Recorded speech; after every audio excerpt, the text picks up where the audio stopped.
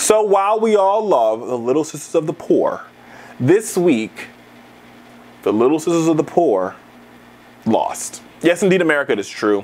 They were the perfect plaintiffs. Elderly nuns who wore, they wore the full nun Sister Act look.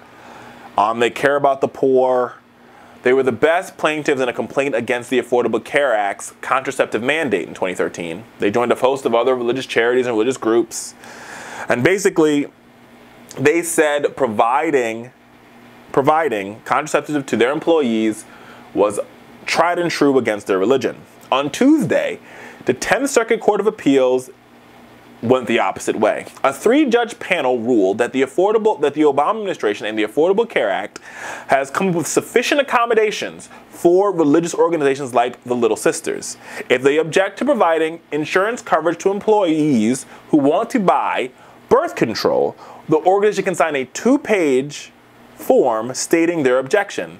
That is, from there, the administration will, arrange a third-party provider to make sure the employees get the coverage they need, i.e. birth control, IUD, implant, whatever you need to get.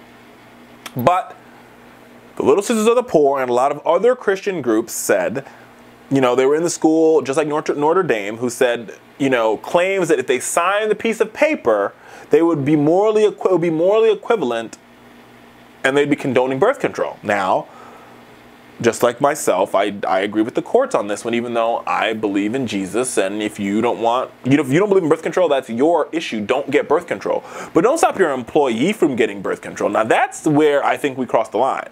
Stay in your lane and let everybody else stay in their lane.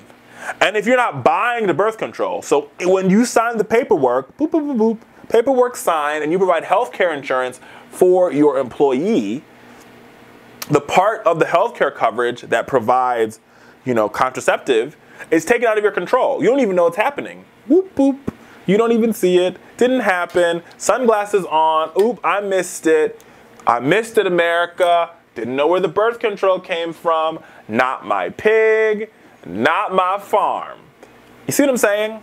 But, the sisters and the other religious groups claim that protection under Religious Freedom Restoration Act, which prohibited the federal government from placing a substantial burden on a person or group exercising their religion, allowed them to be exempt from the Affordable Care Act provision. Sadly, the courts ruled against them, and now women who work for Catholic organizations can get birth control. Now, the facts are 99% of Catholic women actually at some point in time in their lives have gotten birth control. But that's neither here nor there.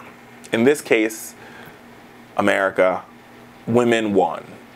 Because your employer, whether they're Christian, Jewish, Muslim, Rastafarian, Pastafarian, Unitarian, atheist, believe in aliens, should not have the ability to use their religion to exert power over you when it comes to your medical decisions. Simply put.